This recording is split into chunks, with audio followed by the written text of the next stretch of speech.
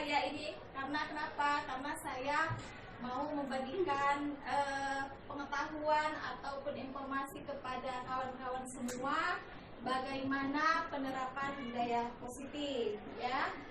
Oke, sebelum kita masuk ke materi, kita speaking dulu ya Bapak Ibu. Oke, biasanya Ibu Tika ini paten ini ya speakingnya.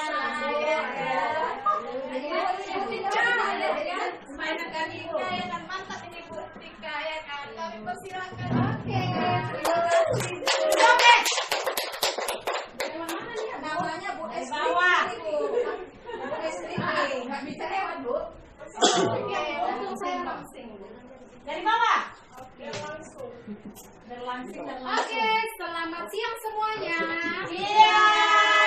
Baik, terima kasih kepada Ibu yang telah mempersilakan saya. Baik, di sini saya akan memberikan es breaking, tapi bukan es krim ya Bu ya, es breaking. Oke.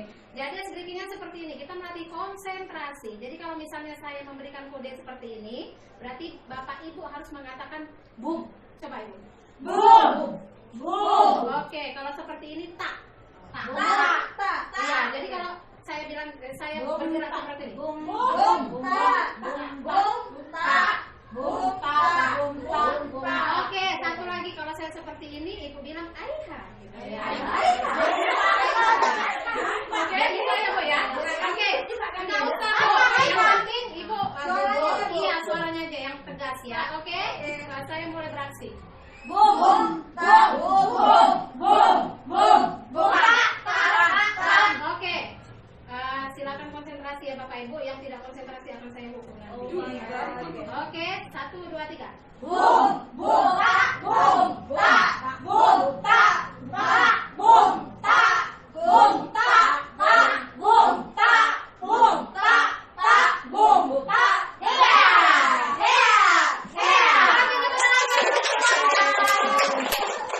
Udah begitu aja ya Ibu, atau ada lagi mau lagi? Nambah aja. Iya, oke Ibu, cukup sekian dan terima kasih. Saya jadi semangat bunta. Oke, terima kasih. Sampai sebelum kita memulai presentasi saya, untuk mengambil hikmah dari acara ini kita berdoa dulu ya Bapak Ibu ya. Pak Fahri, kita nggak masuk. Kita berdoa ya Pak Fahri.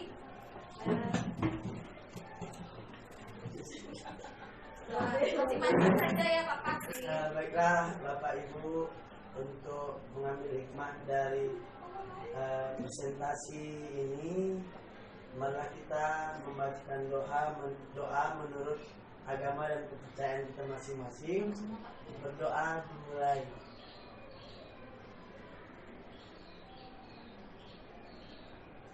Doa selesai. Ya, terima kasih ya Pak Fahri. Mudah-mudahan doa kita ini ya kan diijabah oleh Allah Subhanahu wa Ta'ala. Ya, oke.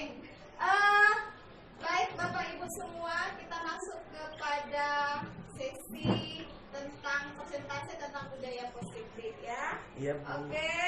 Sebelum kita masuk ke penerapan budaya positif, ada beberapa pertanyaan pemantik sama juga dengan misalnya siswa. Sebelum kita masuk materi, kita rangsang ya dulu ya kan. Rangsangannya itu seperti apa? Dan dalam bentuk statement, setuju atau tidak setuju. Yang pertama, hukuman dapat mendisiplinkan anak. Kira-kira Ibu Tika setuju atau tidak ya? Saya tidak setuju. Oh ya, tidak setuju. Yang kedua, pemberian hukuman dengan hal positif seperti membaca atau membersihkan halaman sekolah dapat meningkatkan disiplin anak. Setuju tidak? Setuju. Oke, semua sepakat setuju, ya kan? Yang ketiga, memberi penghargaan dapat meningkatkan motivasi belajar anak. Setuju atau tidak? Setuju. Bisa setuju, bisa enggak. Yang tidak setuju bagaimana Bapak Ibu? Ayo, Bu Nur. Memberi penghargaan dapat meningkatkan motivasi belajar anak. seperti yang dibilang tadi yang Bu Tika, memberi penghargaan itu tidak berupa materi, bisa berupa apresiasi juga bisa untuk soalnya kalau ketika kami motivasi belajar anak bisa kita apresiasi mereka dengan tepuk tangan ataupun dengan apa yang bukan dengan materi cuma dengan materi. Iya, karena kalau materi berarti mereka akan tergantung. Iya, berarti ada yang setuju, ada yang tidak setuju ya, tergantung kondisi. Oke, terima kasih Bu Duram yang telah memberikan tanggapan. Oke, sebelum kita masuk kepada penerapan deposit ini loh, topik-topik yang akan kita bahas, ya. Yang pertama itu tentang disiplin positif dan nilai-nilai kebajikan. Yang kedua tentang teori motivasi, dukungan, dan penghargaan. Yang ketiga keyakinan kelas. Yang keempat apa Bu Ayu? Kebutuhan dasar manusia dan kualitas. Yang kelima Bu Sari? Kelima posisi kontrol. Iya, posisi kontrol. Dan yang keenam Bu Farida? Oke, segitiga restitusi. Oke, inilah topik yang akan kita bahas nanti secara berkelanjutan di materi saya. Oke, kita lanjut ya Bapak Ibu. Oke, siap. Disiplin positif dan nilai-nilai kebajikan universal ya. Oke. Nah, di sini ya kan yang akan kita pahami pandangan-pandangan tentang teori kontrol, yaitu ilusi, bagaimana ilusi guru mengontrol murid. Kemudian ilusi bahwa kritik dan membuat orang merasa bersalah dapat menguatkan karakter. Yang ketiga, ilusi bahwa semua penguatan positif efektif bermanfaat. Yang keempat, ilusi bahwa orang dewasa memiliki hak untuk merasa. Oke, inilah dia ya. Inilah yang akan kita bahas nanti secara keseluruhan tentang disiplin positif. Sebelumnya disiplin positif itu adalah proses pendekatan ya Bapak Ibu, pendekatan disiplin mengarah ke dalam satu kelompok ya. Ini adalah satu metode untuk hal-hal yang menuju ke positif. Oke, apa-apa saja itu ini digambarkan oleh teori kontrol. Jangan salah ya Bapak Ibu, teori kontrol atau teori pilihan yang dikemukakan oleh Dr. William Glasser. Ya, saya memang konsep ini harus hati-hati membuat teori kontrolnya itu. Iya, takut ya kan, soalnya ini kan dibaca publik ya kan, tidak boleh salah tulis.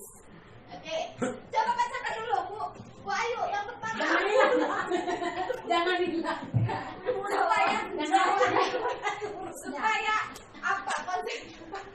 Saya rambut jauh. Oh, rambut jauh. Saya jauh. Yang mana yang mau dibaca? Kontrol pertama, yang jauh. Bu Ani. Anda tidak bisa mengontrol. Hanya Anda yang bisa mengontrol diri Anda. Jadi Bapak Ibu, kontrollah diri kita, ya kan? Sebelum orang lain mengontrol diri. Jangan kurang-kurangnya bola, karena pusat kontrolnya kita. Jangan kurang-kurangnya Bu. Jadi, kan Bu, makna disiplin di sini belajar kontrol diri. Intinya memang kontrol ya. Mengontrol diri itu memang luar biasa ya Pak. Mengendalikan Bu.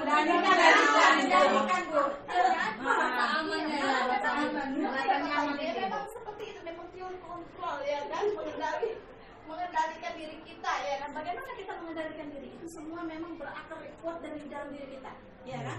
Ada dorongan dari dalam diri kita. Itu namanya kontrol. Ya. Oke. Yang kedua, semua perilaku memiliki tujuan, ya betul. Tujuannya itu ada motivasi. Motivasi saya berdiri di sini juga ada. Saya ingin menjadi sesuatu yang saya inginkan, ya kan? Motivasi ibu berdiri di situ ada juga sesuatu yang ingin diinginkan. Ya.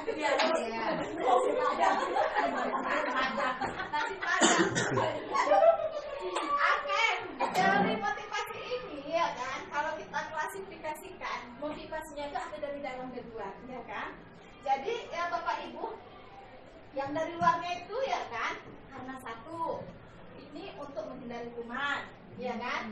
Yang kedua untuk mendapatkan imbalan. Masih pada ya, Bu? Ya.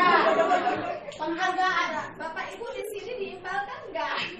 Enggak. Ini teori ini penerapannya kita di sini motivasi dari dalam atau dari luar? Dalam akan imbalan dan luar. Untuk bertahan hidup. Untuk bertahan hidup. Ibu, untuk mendapatkan kesenangan. Ya. Mendapatkan kesenangan Untuk juga. mendapat kesenangan, ya kan? Ada nggak yang motivasi kemarin itu dari motivasi istri? Ada saya Mendapatkan pemahaman. mendapatkan pemahaman, Pengalaman. walaupun emang ada ya kan motivasi eksternnya, internya kalau bisa lebih luaskan lagi. Ya, baik. Oke. Kemudian yang kita pelajari dari Dr. William ini yaitu ada 5 posisi kontrol. Di sini nanti akan kita bahas ya kan tentang segitiga restitusi, kemudian kebutuhan dasar manusia. Akan kita bahas selanjutnya. Oke. Nah, untuk penguatan disiplin, sebenarnya apa itu disiplin? Bukan sih, disiplin itu sebenarnya apa? Bu Ani. Disiplin itu, Bu, saya baca ya, Bu. Boleh. Disiplin dari bahasa Latin yaitu disiplina. Oh, Yang disiplina. artinya belajar. Makna asal dari kata ini berkonotasi dengan disiplin diri. Dan murid-murid Socrates dan Plato. Oke.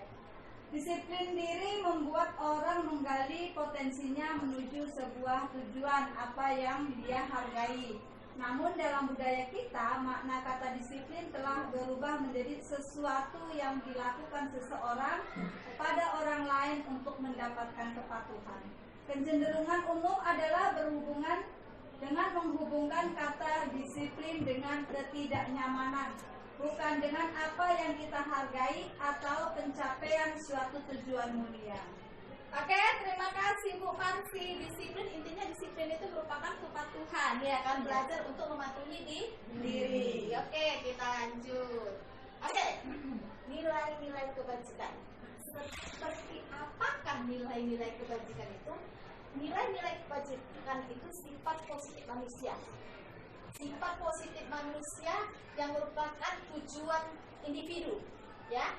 Di sini kan, kalau dalam profil Pancasila ya kan, nilai-nilai kebajikannya itu beriman, bertakwa, mandiri, bernalar etis, berkebinekaan global, bergotong royong, kreatif. Dapat dari manakah ini? Dapat nilai-nilai kebajikan kita tuh kan seperti tanggung jawab, sopan santun, saling menghargai, ya kan, peduli, ya kan, saling menghargai, ya kan. Inilah dirangkum dalam profil Pancasila. Makanya muncul ini nilai-nilai ini, ya kan? Intinya ya kan, awalnya nilai-nilai kita yang banyak, ya kan, tanggung jawab, peduli, saling menghormati, dirangkum dalam profil Pancasila. Paham Bapak Ibu? Paham, Oke. Ibu. Terima kasih, Bu. Kita lanjutkan tentang teori motivasi, hukuman dan penghargaan. Oke. Apa motivasi yang mendasari perilaku manusia? Ternyata kalau manusia mau melakukan sesuatu itu ada dorongan atau motivasi dari dalam dan dari luar. Yang dari luar itu ternyata dia untuk menghindari ketidaknyamanan, ya kan? Atau hukuman. Biasa kita seperti itu ya kan, menghindari hukuman, ya kan? Kalau kita kalau bisa jangan kena hukum, ya kan? Itu sebenarnya bentuk motivasi eksternal, ya kan? Kemudian untuk mendapatkan imbalan dari orang lain tidak bisa dipungkiri, ya kan? Kita melakukan sesuatu pasti harus ada imbalan, ya kan? Ya kan, itu tidak bisa dipungkiri, ya kan? Tapi lihat kondisi Bapak Ibu semua, oke. Nah, motivasi internal itu berasal dari diri sendiri. Nah, misal saya menjadi calon guru pemula. saya motivasi supaya saya ini punya pengetahuan di ilmu keprofesian saya. Berarti itu untuk menghargai diri sendiri. Inilah yang dikatakan dari motivasi internal, ya kan? Oke, paham Bapak Ibu? Paham. Oke Bapak Ibu. Nah, penerapan budaya positif ini ya kan ada pandangan yang akan kita anut, yaitu siapakah Bapak ini Bapak Ibu? Bapak Kirhajar Dewantara. Walaupun bukan bapak kandung kita, Iya. tapi kita anggap bapak kita sendiri. Bapak ya, pendidikan. karena dia merupakan bapak pendidikan Indonesia. Ya kan? Apa filosofinya Bu Nur? Kebudayaan selalu Bu. Kebudayaan. Seperti apa contohnya? Menerapkan budaya. Setiap murid memiliki karakternya masing-masing. Iya. Sesuai dengan kodratnya. Sesuai dengan Terima kasih Bu kodratnya. Marsi. Mantap ya, terima kasih ya kan Bu Nur sama Bu Marsi. Sebenarnya ya kan Ki Hajar Dewantara ini ya kan menerapkan bagaimana menuntun siswa ya, mengajak siswa, mengarahkan siswa sesuai dengan kodrat dan bakatnya ya kan, sesuai kodrat alam dan kodrat zaman. Oke, itu sekedar perkenalan ya kan. Oke, nah ini kita bisa bedakan hukuman dan konsekuensi. Bedanya Bapak Ibu, hukuman dengan konsekuensi. Hukuman itu secara cepat, iya kan? Ya. Kalau konsekuensi itu ada suatu kesepakatan ya sebelumnya, ya kan? Nah, dari tabel ini coba kita perhatikan, kita baca yang manakah termasuk hukuman atau konsekuensi.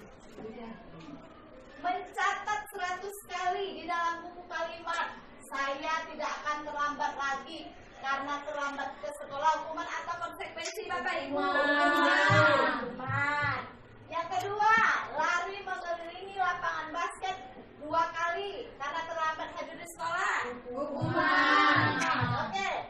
Yang ketiga, murid diminta push up 15 kali karena tidak menggunakan masker di sekolah. Konsekuensi. Konsekuensi ya. Menggantikan kertas tugas teman yang telah dicoret-coret. Konsekuensi.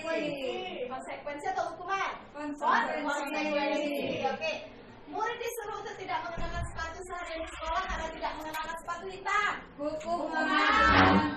Lari mengelilingi lapangan. Bu Nur ini mengelilingi basket 2 kali karena terlambat 10 menit. Konsekuensi. Oke. Untuk lebih masih kita lihat dulu. Apakah sesuai jawaban Bapak Ibu semuanya? Sesuai. Ternyata Bapak Ibu semua pintar. Sudah diajar sebelumnya? Sudah. Sudah ya Bapak Ibu ya. Sudah belajar, Bu. Karena kan sudah saya kasih tahu tadi ya. Cuman belajar lagi.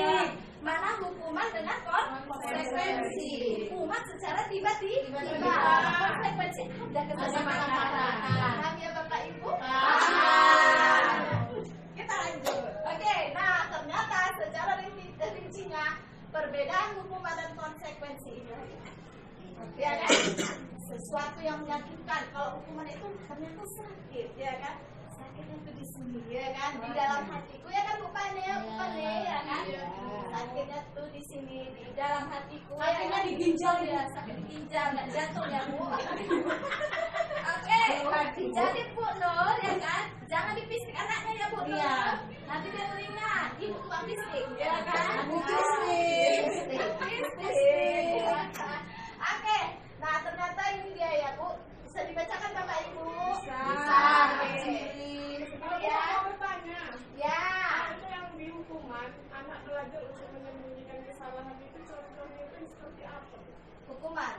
Anak belajar ada yang paham? Menyembunyikan kesalahan. Anak belajar untuk menyembunyikan kesalahan. Tidak jujur dalam hati dia, Bu. Iya. Pura-pura itu, Bu. Oke.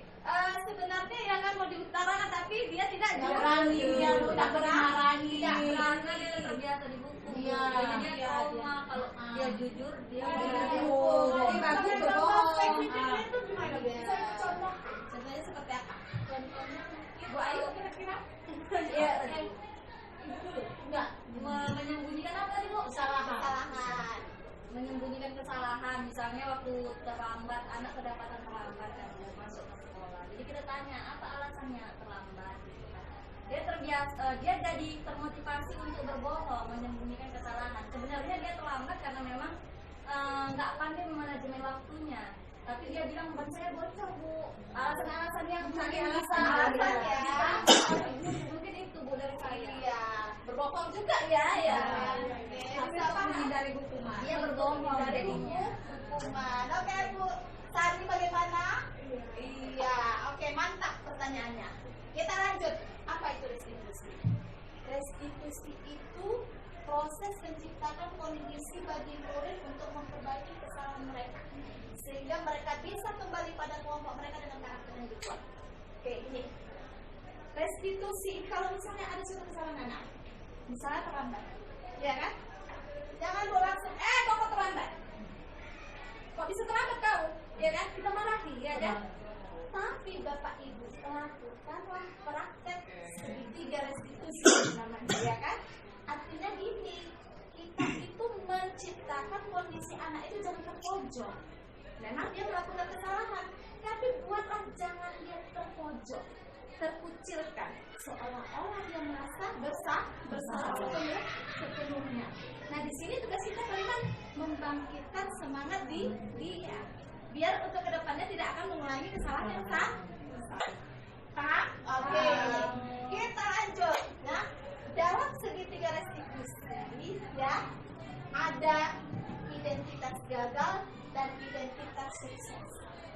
Ternyata Bapak Ibu, ya kan, yang hukuman, konsekuensi, restitusi, yang membentuk yang bagus adalah konsekuensi dan restitusi.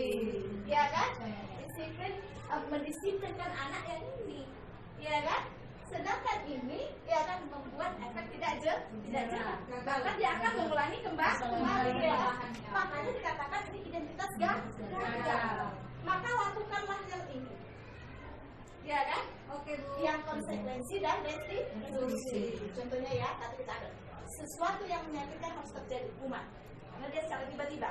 Tetapi di konsekuensi sesuatu harus terjadi, tetapi ada kesepakatan. Setidaknya dia tidak terlalu sakit hati, ya kan? Karena ada kesepakatan. Lebih supaya tidak sakit hati lagi, ini dia restitusi. Panggil, dudukkan dia. Apa masalahnya? Ya kan? Tanya, ya kan? Apa alasannya? Ya kan? Pojokkan kita. Sebenarnya pernah seperti itu, ya kan? Kita tarik kembali kepada kita. Seolah-olah ibu itu pernah kayak gitu juga, ya kan? Jadi dia stabil, ya kan? Nah, lakukanlah. Oke, untuk lebih jelasnya kita lanjut. Ciri-ciri restitusi.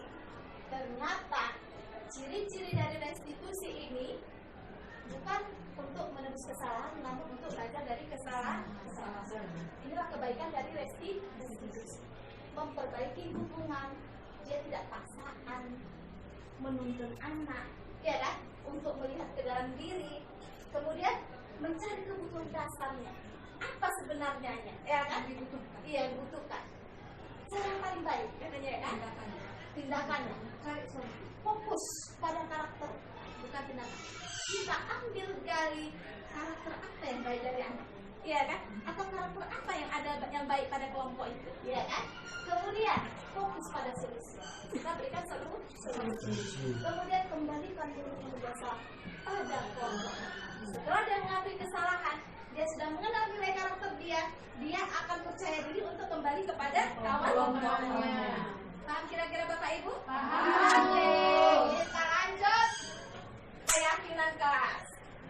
Keyakinan kelas ini sebenarnya sudah kita jalankan ya Bapak Ibu, ya kan? Di sini coba kita perhatikan. Mengapa tidak peraturan saja? Mengapa harus keyakinan kelas? Bu Marsi, apa sih bedanya peraturan dengan keyakinan? Kalau peraturan itu Bu cenderung memaksa Bu. Tapi kalau keyakinan itu menumbuhkan rasa kesadaran dari siswanya. Oke, peraturan berarti memaksa ya kan? Pemaksaan. Keyakinan ini ada nilai.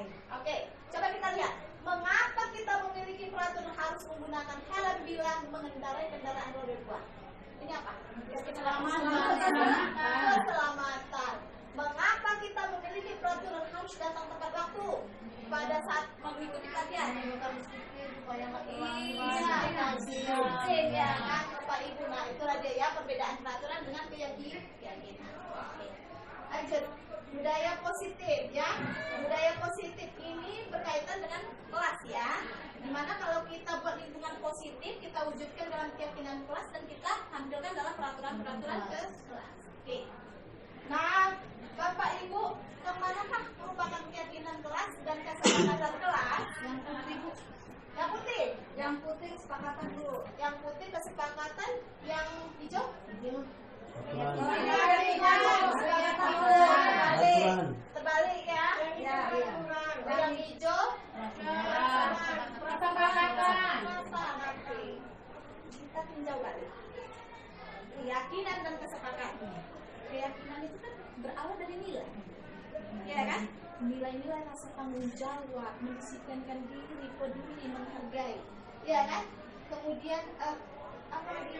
Berakhlak mulia, ya kan? Itu keyakinan. Nah, begitu kita sepakati bersama, ya kan? Sepakati bersama. Nilai-nilai itu kita wujudkan, kita perkecil menjadi kesepakatan. Berarti cakupan yang lebih luas itu keyakinan, kita sepakati menjadi kesepakatan. Itulah yang muncul. Di sini keyakinan, di sini kesepakatan. Datang tepat waktu, mengucapkan salam. Kalau datang tepat waktu itu apa? Nilai tepat waktu di sini. Nah, ya kan? Mengucapkan salam. Saling menghargai, santun. Itulah keyakinan yang dirumuskan melalui kesepakatan. Jadi paham ya Bapak Ibu, keyakinan dengan kesepakatan. Oke. Keyakinan dulu ya, bukan kesepakatan. Iya. Kalau di situ tadi contohnya warna putih dulu. Iya, kami guru dan murid saling menyayangi. Misalnya di sini kesepakatannya apa? Berarti Saling menyayangi. berarti kami guru dan murid yang saling Menyayangi. ya itu dulu keyakinan. Iya, nilai-nilainya. Nilai-nilainya misalnya kami Iya. dan yang A itu nilainya apa, Bu? Saling menyayangi. Nilainya keyakinan saling menyayangi. Keyakinan Sampai sama sini. kesepakatan. Terus Diturunkan jadi kesepakatan kelas. iya. Itu kalau saling kesepakatan kelasnya apa, Bu? Kalau misalnya yang kami guru dan murid saling menyayangi. Tidak boleh apa kasar. Itu kan termasuk kesepakatan ke kelas, ya kan? Nilainya apa? Saling menyayangi, sopan, baik. Paham nggak? Paham. Ya. Ada lagi yang mau bertanya? Belum. Oke, saling menyayangi. Misalnya gini, kita harus saling menyayangi, ya kan? Maksudnya kesepakatan itu hal-hal yang bisa diingat, nilai yang bisa diingat oleh spesifik kecilnya. Misalnya saling menyayangi, menampar, tidak boleh menampar kawan. Saling menyayangi. Berarti nilainya saling menyayangi. Kan tidak boleh. Misalnya kesepakatan tidak boleh berkata kasar, tidak boleh berantem, tidak boleh pegang kasar, ya kan? Berarti nilainya apa? Keyakinannya saling menyayangi. Berarti kan peraturan dulu, Bu. Kesepakatan dulu baru kita meyakini kalau kita itu harus saling menyayangi dari peraturan-peraturan kelas yang Keyakinan kita dudukkan konsepnya. Keyakinan itu berasal dari nilai-nilai kebaikan. Nilai-nilai kebaikan itu apa? Rasa tanggung jawab, rasa saling menyayangi, rasa saling menghormati. Apalagi? Sopan santun. Ya, udah. Jadi kita rumuskan dalam kesepakatan kelas. Kesepakatan itu anak-anak. Ya kan? Kita buat saling menyayangi. Untuk anak-anak apa? Yang cocok. Menghargai waktu, terus mengucapkan salam itu termasuk saling etika, sopan, kesopanan. Contohnya, contoh kalimatnya saling menyayangi. Bertegur Bertegur sapa. Itu merupakan kesepakatan. Kita sepakati kan? Kita bertegur sapa saling bertutur sama ya, atau kita terapkan 5S ya. Nah, dalam sopan itu mengacu pada nilai mana? Saling menyayang. Gitu. Dia mengacu ke nilai mana gitu, ya kan? Paham? Lanjut. Oke. Ini ada beberapa statement, ya kan? Kita lihat apakah nilainya, nilai kelasnya. Selalu kembalikan buku ke tempatnya. Maksudnya gini Bu, itu kan Bu, dari situ kan Bu. Itu kan peraturan dulu Bu yang muncul, baru kita rumuskan keyakinan kelasnya. Oh ya, peraturan, keyakinan, kesepakatan. Hal yang berbeda. Ya, kesepakatan kelas disepakati oleh bersama. Iya, keyakinan nggak sama. Ya, hampir sama tetapi mengerti. Ya kan, nilai-nilai yang diyakini. Berarti kesepakatan anaknya keyakinan lain. Iya, maksudnya kan nilai-nilai keyakinan itu apa gitu. Kita mengerti sepakati dulu baru kita Keyakinan dulu. Yang keyakinan bersama. kemudian Jadilah peraturan. Jadi peraturan. Keyakinan dulu. berarti peraturan dulu baru keyakinan. Iya beda, peraturan lain ya. Peraturan lain. Keyakinan gitu kan Bu. Iya, beda ya. Makanya beda ya. Kesepakatan, keyakinan beda ya. Keyakinan intinya nilai-nilai kebajikan. Makanya kan tadi kan profil Pancasila, keyakinan mengacu pada keyakinan, nilai-nilai keyakinan. Apa itu nilai keyakinan dalam profil Pancasila? Oh, itu bukan nilai kebajikan Bu. Iya. Nah, itu dia nilai-nilai kebajikan itu dirangkum dalam nilai keyakinan. Anak-anaknya ini ya kan Bu, Iya. dari profil garis Pancasila inilah penjabaran. Iya. Intinya penjabarannya. Iya, dalam kesepakatan Oke. Oke, ini keyakinan kelas. Nilai apa yang ada dalam statement ini? Yang pertama, selalu kembalikan buku ke tempatnya. Tanggung jawab. Yang kedua, dilarang mengganggu orang lain. Menghargai. Hadir di sekolah 15 menit sebelum pembelajaran dimulai. Disiplin. Dilarang melakukan kekerasan. Keamanan, keselamatan juga bisa. Sayang, juga bisa Bu. Dilarang menggunakan narkoba. Kesehatan juga Bu. Bergantian atau menunggu giliran. Tertib. Oke. Gunakan masker. Kesehatan, keselamatan. Menghargai Bu. Oke, jangan berlari di kelas atau koridor. Keamanan, keselamatan Bu. Tertiban. Dari lari. Kalau kita ada nggak ya Bapak Ibu? Ada Bu. Ada. Oh ya.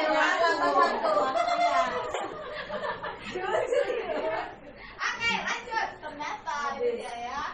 Oke, keyakinan kelasnya ternyata selalu kembalikan buku tempatnya tanggung jawab. Dilarang mengganggu orang lain, menghormati. Oke, betul nggak jawaban Bapak Ibu? Betul. Pandai ya, kan pintar ya Bapak Ibu. Oke. Oke, lanjut. Kebutuhan dasar manusia dan dunia berkualitas. Ternyata kebutuhan dasar manusia ini ada 5 ya. Bertahan hidup, penguasaan, kebebasan, kesenangan, kasih sayang, dan rasa diterima. Yang mana yang paling menonjol menurut Ibu? Cinta, kasih dan sayang. Cinta, kasih sayang. Semua menonjol Bu. Semua menonjol. Semua kasih sayang dan rasa diterima. Bertahan hidup ya. Bertahan hidup ya. Contoh dari penguasaan itu seperti apa? Kemudian yang kedua, kenapa dia simbolnya itu dengan berbentuk bintang? Kenapa nggak bulan? Ibu ini dari Matahari. Karena simbol ya. Kenapa matahari kan menguasai bumi ya? Bintang dan fire itu apa? Iya, Pancasila. Bintang, ya kan? Penguasaan. Bintang itu memiliki segi, ya kan? Segi banyak 5 kan? Ini berarti keseimbangan dan kekuatan.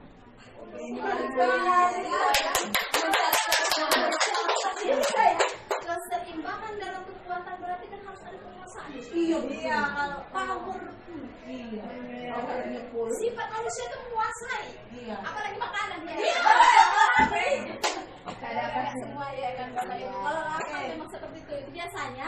biasanya hewan ya kan, biasanya hewan. Kalau dia lapar dia sifatnya menguasai.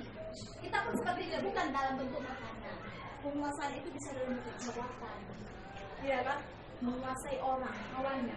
Kau harus ikut sama aku. Kau tidak boleh aliran lain, aliran sama.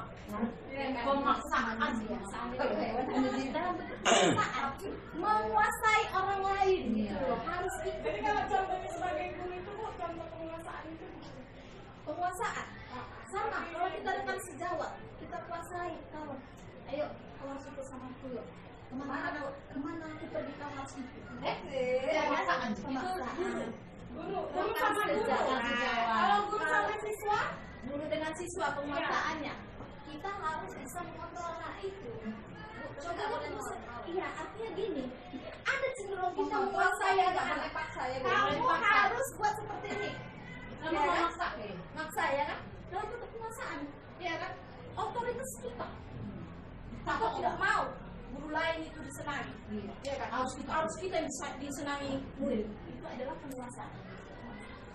Dan memang begitu sifat manusia ya Bu. Iya pada dasarnya. Kalau di mengarah Tergantung dari kondisi manusia itu juga. Ini maksudnya kebutuhan dasar manusia ya kan, sama pendengki, iri itu semua ada dalam dari dasar manusia. Tergantung kondisi yang mana yang muncul. Yang paling sering ya Bu, Ya kan, sesuai dengan si ya kan, si kontrol ya. Oke, lanjut 5 posisi kontrol. belum siap rupanya masih panjang lagi. Oh iya, jangan ya. Oke, 5 posisi kontrol. Ternyata Bapak Ibu, inilah posisi yang selalu kita lakukan. Iya, sebelum pembuat rasa bersalah dengan pengatur manajer. Bu Farida yang mana selalu yang Ibu gunakan? Ibu itu pembuku.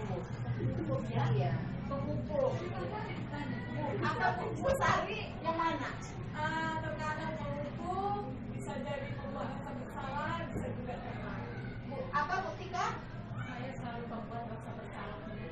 Membuat rasa bersalah. Sedih. Pupuk. Ya kan? Bu, ayo. Kalau saya Bu pemantau dan membuat rasa Tapi bersalah. sebelum ya Bu, sebelum dapat ini. Iya, tapi Iya.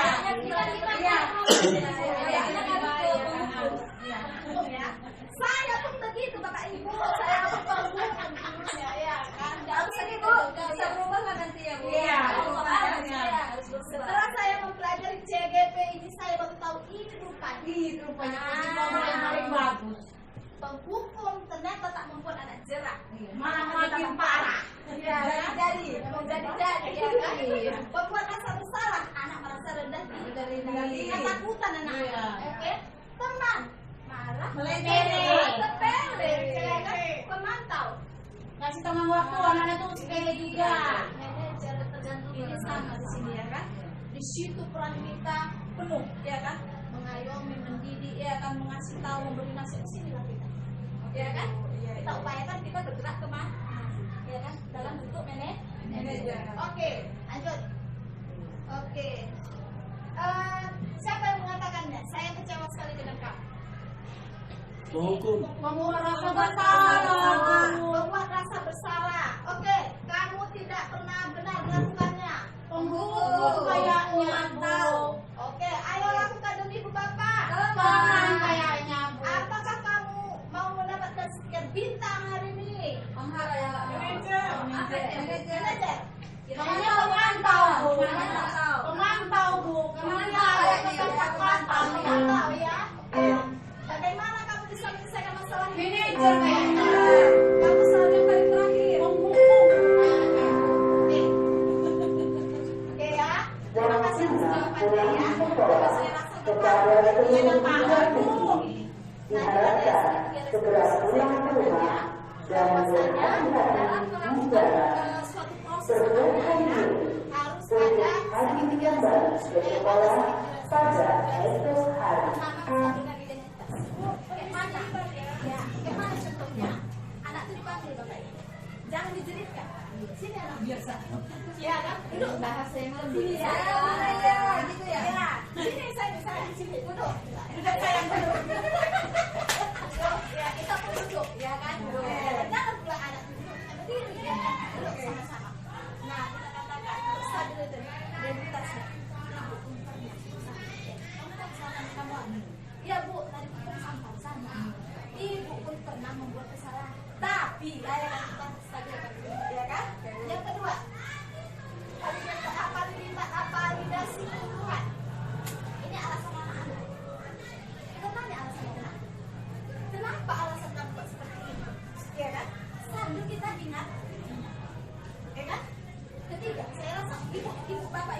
sudah melakukan ini, ya kan? Tapi apakah sampai kemarin? Belum. Nah, tanyakan keyakinan. Keyakinan ini, nah, setelah kamu punya keyakinan keras dari kesalahan yang kamu buat, sebenarnya nilai-nilai apa yang kamu lakukan? Ini Bu, saya tidak menghormati, saya tidak menjaga kebersihan kelas misalnya, ya kan? Nah, tanyakan seperti itu. Kemudian supaya dia semakin percaya diri, oh nah, kamu mau jadi apa sih? Supaya dia punya motivasi, ya kan? Jadi timbul semangat. Jadi seperti itu ya Bapak Ibu untuk menerapkan proses segitiga restitusi. Kalau kita tanya, ya kan, kita dudukkan alasan mengapa, kita tanya keyakinannya, apa tujuannya, dan apa perkembangannya. Paham Bapak Ibu? Oke. Untuk mengakhiri kegiatan kita kali ini, bisakah Bapak Ibu merefleksikannya secara umum, secara umum aja, apa yang Ibu dapatkan dari pelajaran materi saya ini setelah mempelajari materi ini? Terima kasih ya Bu Teha. Dengan pembelajaran yang sudah Ibu paparkan, pertama dari kepada siswa yang bermasalah, kita panggil siswa secara berdua atau duduk bersama berdampingan dan mengajak siswa menanyakan masalahnya dan alasannya, apa yang dilakukan, apa penyebabnya, sampai bisa mengambil kesimpulan dan siswa tersebut bisa merasa dipedulikan atau diperhatikan sehingga bisa dikembalikan kepada kelasnya atau kelompoknya, bisa belajar dengan aman dan tertib. Oke, terima kasih Bu Marita. Maaf ya, itu berarti penerapan dari segitiga restitusi. Oke, terima kasih Bapak Ibu semua yang telah berkenan hadir. Mudah-mudahan dari pemaparan materi saya ini bisa kita aplikasikan dalam kelas. Oke, Burung Indrian, Burung Cendrawasih cukup sekian dan terima kasih. Waalaikumsalam warahmatullahi wabarakatuh.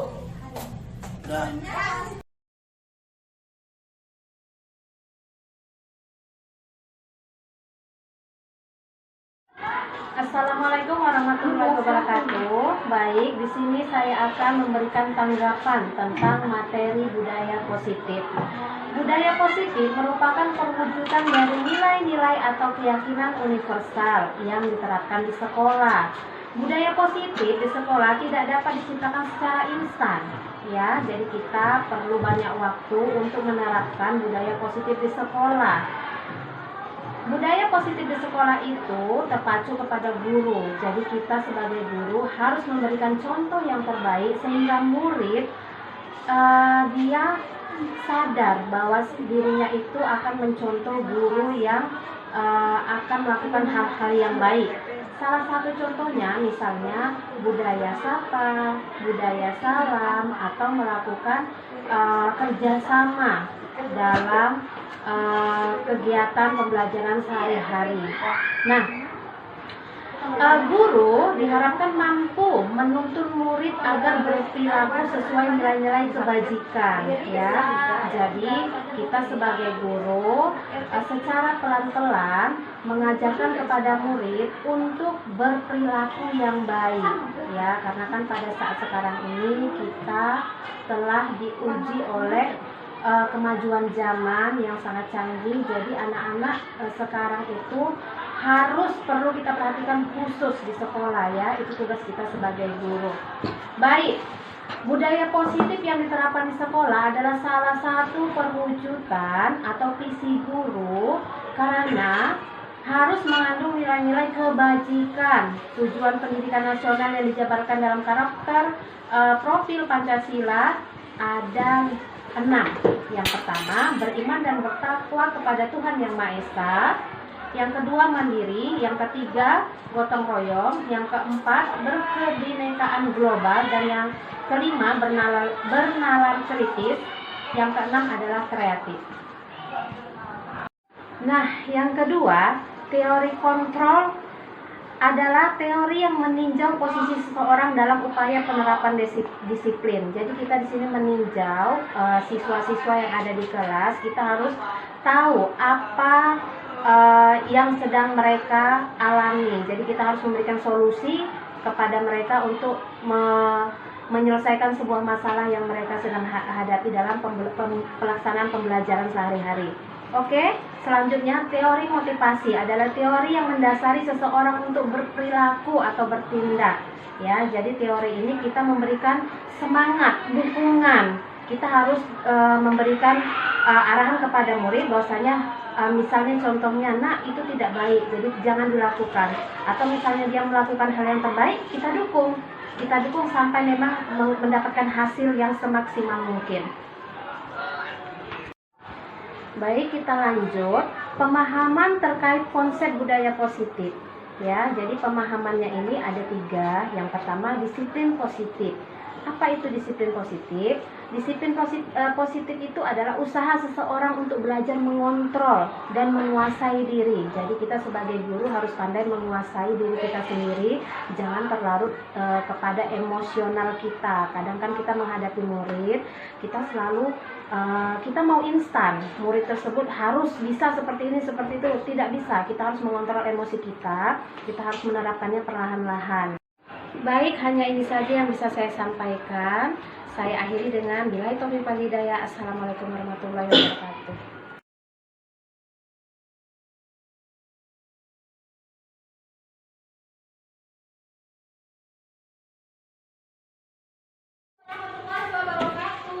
Waalaikumsalam warahmatullahi wabarakatuh. Selamat pagi semuanya. Pagi, Bu. Mudah-mudahan semuanya sehat, ya kan? Bisa beraktivitas kembali dalam pelajaran kita. Tapi sebelum itu, ya kan, kita harus buat keyakinan kelas, ya kan? Apa itu keyakinan kelas? Keyakinan kelas itu nilai-nilai kebaikan yang ada dalam profil Pancasila. Dalam profil Pancasila, tahu profil Pancasila?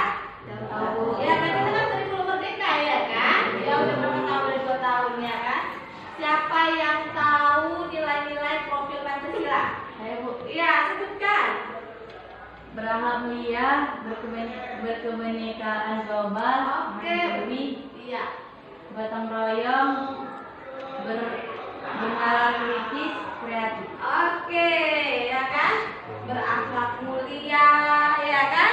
Berakhlak mulia. Kita ambil berakhlak mulia itu nilai-nilai, ya kan? Nilai-nilai yang baik yang ada pada diri manusia. Iya. Kita buat keyakinan kelas. Keyakinan kelas itu fungsinya untuk apa? Supaya di dalam kelas ini tertib, nyaman, enak kita di dalam kelas ini, ya kan? Keyakinan kelas ini kita buat kesepakatan bersama. Apa-apa saja yang kita sepakati nilainya sehingga bisa kita terapkan dalam lingkungan kelas kita, ya. Oke, kita mau buat keyakinan kelas. Oke, kita sepakati dulu ya keyakinan kelas. Apa-apa saja kesepakatan kita, ya. Yang pertama, apa keyakinan kelas kita? Yang pertama, siapa yang bisa? Saya, Bu. Ayo maju, ayo tuliskan. Oke, tuliskan. Apa yang pertama? Berdoa, kata si. Berdoa sebelum dan sesudah.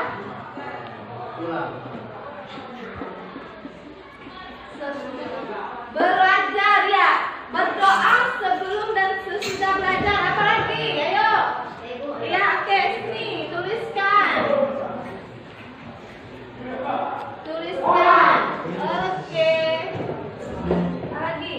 Apa lagi, ya? Yang kedua, saling menghormati. Oh ya, saling menghormati. Dan menyayangi, ya, saling menghormati dan menyayangi. Ada lagi? Oke, perempuan dulu, ya. Oke, ya.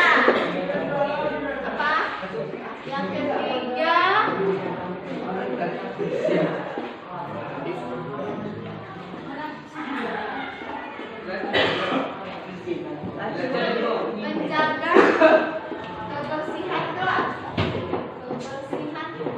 Oke, menjaga kebersihan kelas. Oke, ada lagi nak. Siapa lagi yang mau buatnya? Menjaga kebersihan kelas siapa? Benar siapa lagi? Empat. Oke, satu lagi. Rehan ya kan? Betul Rehan.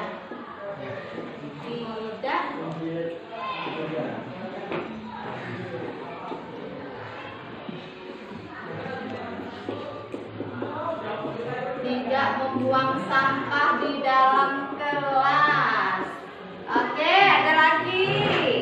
Siapa ya? Ada lagi? Saya Bu. Oh ya.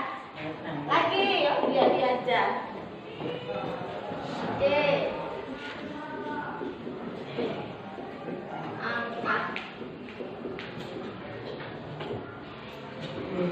Angkat tangan ketika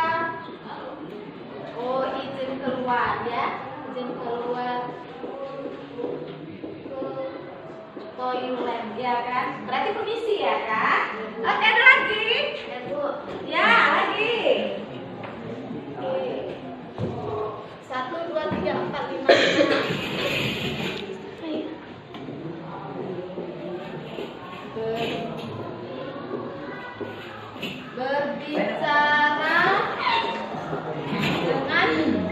Berbicara dengan sopan. Ada lagi? Yuk, coba sebutkan aja dari Bu, cepat bertanggung jawab. Bertanggung jawab. Oke. Bertanggung jawab. Ada satu lagi. Tidak boleh terlambat. Bagaimana? Iya. Juga. Oke. Tidak boleh atau tepat waktu.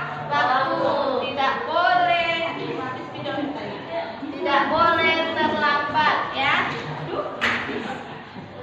Tidak boleh terlambat atau tepat waktu. Ada lagi? Habis. Oke. Nah, keyakinan kelas kita ya. Ibu harapkan keyakinan kelas ini kita jalankan bersama ya. Kita sepakati karena bagaimana supaya kelas kita ini merasa nyaman. Oke, terima kasih. Nanti dibuat print outnya ya. Siapa? Ya kan. Nanti kita buat print outnya ya, supaya ditempelkan nanti di kelas ya kan. Biar kawannya paham dan ingat ya kan. Setujukah kalian dengan keyakinan kelas ini? Setuju. Oke. Berarti kalau setuju nanti kita akan jalankan bersama. Oke? Oke.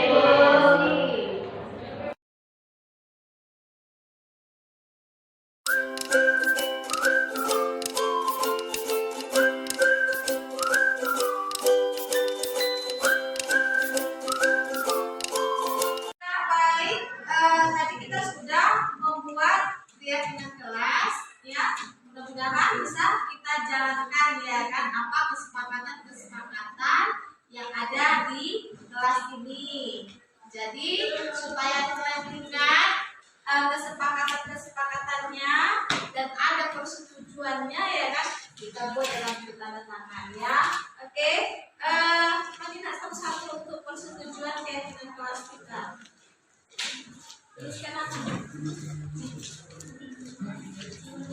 Nama,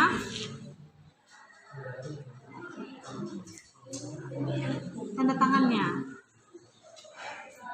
Oke, lanjut.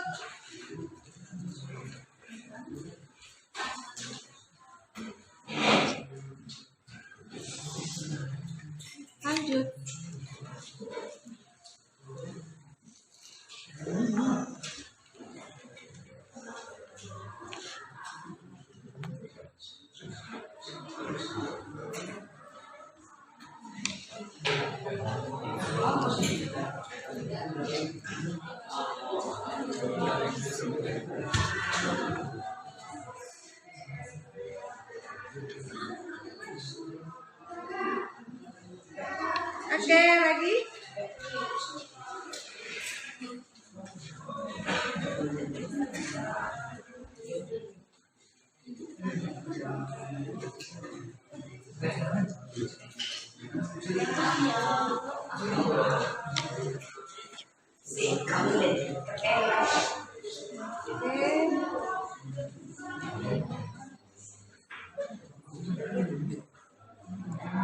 Oke, terima kasih. Semoga nanti untuk kedepannya bisa kita laksanakan apa yang menjadi kesepakatan ya. Ya, Bu.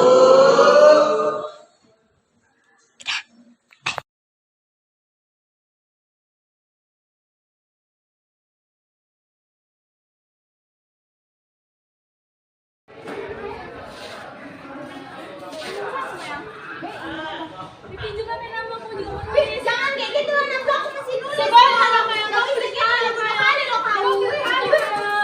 Kau ya. Kok jadi berantem? Ya Bapak, ada apa masalahnya? Ini gue masih mau main pesan terus diambil. Dia pelit kali, Bu. Minjem sebentar. Masa enggak? Kenapa? Kok bisa seperti itu?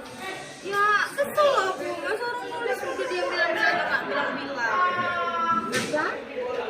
Aku masih kenapa Mas Nafla mengambil Dan saya hilang di kelas tadi, jadi belum nggak ada pulpen. kita sebagai manusia, ya kan? Kita tidak perlu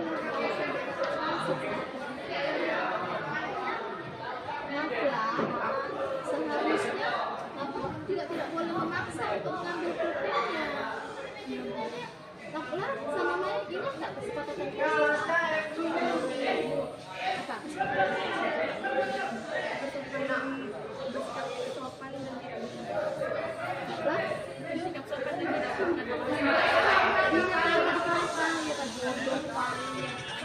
Kita kan sebagai manusia ya kan, identitas kita itu dari bangsa. Kalau bangsa kita tidak baik, kita tidak baik ya kan. Dia tuh nggak enak dilihat temannya. Itu nanti kita jadi kan, oh aku suka memberkati ya kan. Jadi guru kan ya kan, anak-anakku bersikap baik ya kan, kepada sesama ya kan, menghormati sesama, membantu siswa ya kan, siswa berperilaku baik jadi belajar membedakan mana yang baik ya kan. Nah, cita-citanya baik ya kan, perilakunya juga baik ya kan. Jadi untuk ke depan jangan berjalan seperti itu lagi. Kayaknya kurang enak ya kan. Lari dari kesepakatan kelas kita ya. Untuk ke depan jangan berbuat seperti itu ya. Jadi ke depan harus akur ya. Berat kita harus bersama-sama, harus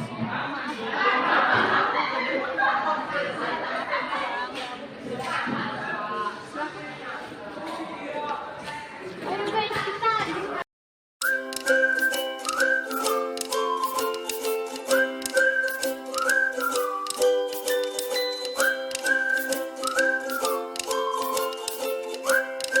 Assalamualaikum warahmatullahi wabarakatuh. Saya bernama yang Puspain Sumartau menyimpulkan tanggapan saya terhadap guru saya. Terima kasih kepada Ibu Cairani yang telah menyelesaikan kasus pertengkaran saya kepada teman saya. Saya berjanji tidak akan berbahasa kasar dan terhadap teman dan menyayangi teman saya.